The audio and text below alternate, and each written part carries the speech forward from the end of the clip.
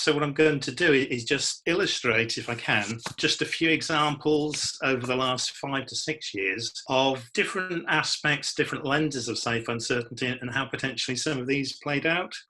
Most of the work that we do, and I suppose we'll follow the 80-20, most of the work we do from an 80-20 point of view is probably 80% around mindsets, behavioural change, culture, behaviours at corporate level. Probably 20% about organisational design, and that includes everything from target operating models right through to productivity performance frameworks. It is a whole organisational shift as a concept, and it can also play out at an individual or team level. So over the last 5 to 6 years, we've run a programme with a major outsourced provider to UK government, and that was a programme for senior leaders across multiple sites operating up to global board level.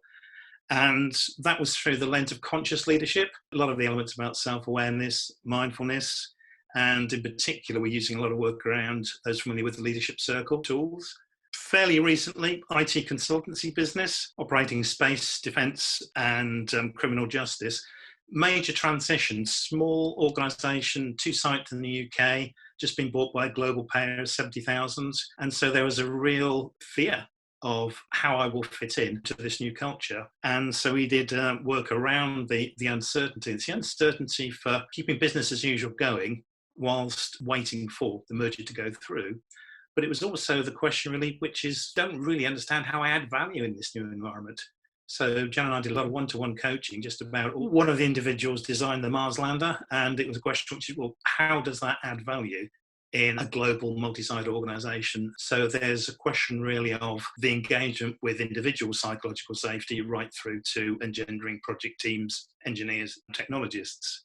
We've been working for that the last 2 years with a local authority, and that programme actually started with a programme with the board, and it then sort of rippled through a need to adopt agile and flexible working through to probably then redesigning some of the operational parameters as a target operating model and also the performance framework that needed to shift for agile and flexible working. Regional university teams, we've been working with a couple of teams now. Their world is changing.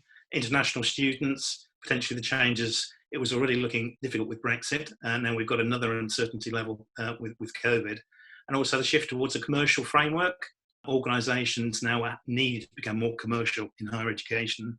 I think we've got a couple of university people on the call. And I think also that we worked in the NHS, and the NHS was a particular interesting work of the CCG about personal resilience. People having to make decisions in funding which potentially had life-changing impacts on those who weren't funded, and just being able to cope with themselves in terms of their role as leaders making some of those difficult decisions.